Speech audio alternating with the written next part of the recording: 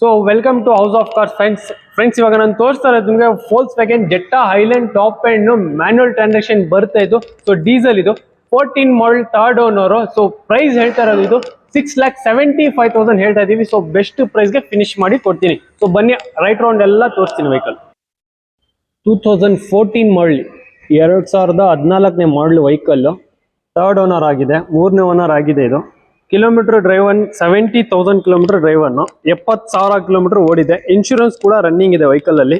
So outlook ಎಲ್ಲ ನೋಡ್ತಾ ಇದ್ದೀರಾ ಹೇಗಿದೆ ಅಂತ condition vehicle. So well maintain ಇದೆ. ಸೊ ಒಳಗಡೆ ಕೂಡ ತೋರಿಸ್ತೀನಿ.